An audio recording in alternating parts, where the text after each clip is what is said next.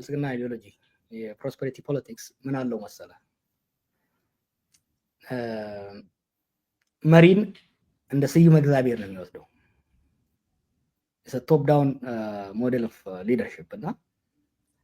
መሪን ለዛ ሀገር የሾመው ፈጣሪ ነው አብይ is actually the representative of God in Ethiopia ፈጣሪ ለአብይ ስልጣን ሰጠ ከዛ በኋላ አብይ ደግሞ ለህዝቡ ሰጠ አሁን ሰው ሲሾም አይተህ እንደሆነ ጠቅላይ ሚኒስትሩ ሹመት ሰጡ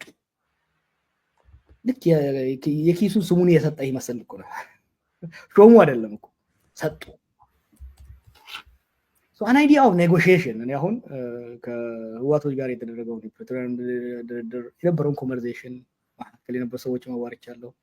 በቅርብ እንደውም ስለማውቀው ከዛ ወዲህ ከኦኤል ጋር የተደረገው ድርድርም ጋር ድርድር የሚባል ነገርን አይወደውም መንግስት የደሞዝ ጭማሪ ያደረገ መንግስትና ሰራተኞች ተደራድረው በዚህ ተስማሙ an idea of negotiation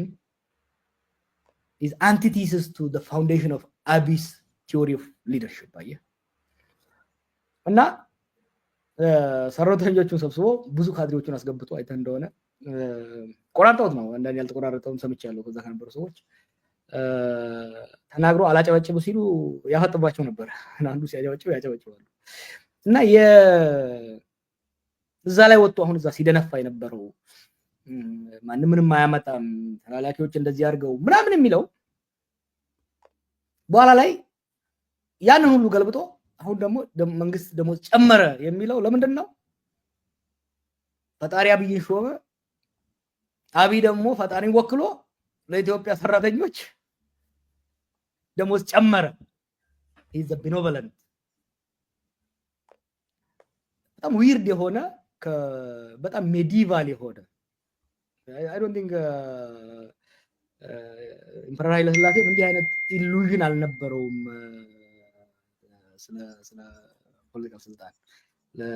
ለይስሙላ ራሱ ሲቪ መዝጋቢያ ይበል እንጂ ኃይለ ሥላሴ he was a pragmatic realist rational guy this guy is irrational አሁን ያኔ ቁጭ ብሎ ከሰራተኞቹ ከሚደነፋባቸው ይሄናል አሳመርኩ አገር ኢትዮጵያን አሳደኩ አይናችሁን ክፈቱ እያለ ሰውን ከሚያስጨንቅ እሺ በቃ ይሄው ያለችኝ ገንዘብ ይቺ ነች ይሄናል ጨምራለሁ ይሄናል ጨምራለሁ ብሎ ቢደራደር ምናልባትም አሁን የገባበት መቀመቁት ላይ ገባ ይችላል ነበር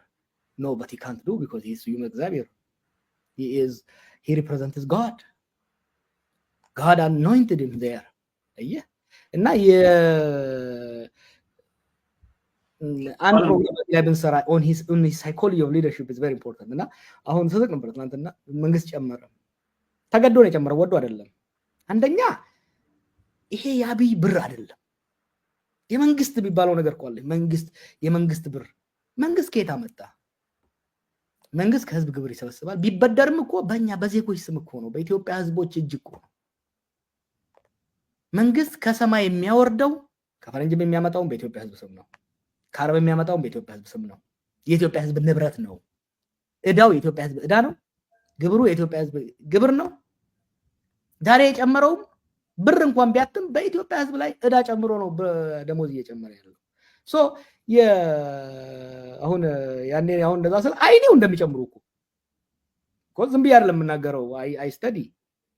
እኔ ኢኮኖሚስት አይደለሁም ግን ሪላያብል የሆኑ ኢኮኖሚስት የሆኑ ምሁራኖች አሉ ምክራቸውን ትንታኔያቸውን ጆሮዬን ከፍቼ አይኔን ከፍቼ የማዳምጠው መንግስት የኢትዮጵያ ሰራተኛ ባለው ደሞዝ መቀጠል እንደማይችል ኢንፍሌሽኑ እየጨመረ እንደሚሄድ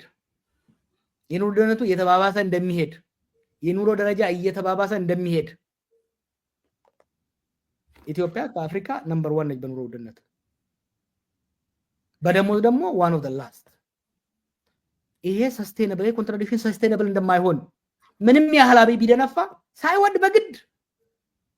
እጁን ተጠምዝዞ አሁን ያደረጋት እንደሚያደርግ እርግጠኛ ነበር እዛ ስብሰባ ላይ ሄዶ አንዳንዴ ሊመሰገን ይገባል አንዴ ልንገር አብይ ያደረገውን መጽሐፍ ውስጥ ጽፎ ያለው ያኔ በቀይሮ ትግል ጊዜ ከየዞኑ ልጆቹን ማገናኘት አንችልም ነበር። ኢህአዴግ ሻምና ደገልን ልጆቹን ሰበሰበና ጦላይና ዋሻ ደርሶ እንዲያቀናጁ ኦፖርቹኒቲ ፈጠረልን። አብይ ምንድን ያደረገው አሁን የክልሉ አመጣቸውና ሐኪሞቹም መምህራኖቹም ኮኦርዲኔት እንዲያደርጉ ከአንድ ወር በኋላ ሄደው የነሱ ሰላዮች ሲመረምሩ ድግስ እየተዘጋጀላቸው ነው። ስለዚህ ይሄን ድግስ ፕሪምቲቭ ለማድረግ ግን ቱሌት የኢህአዴጎችም ችግር የነበረው ምንድነው ችግር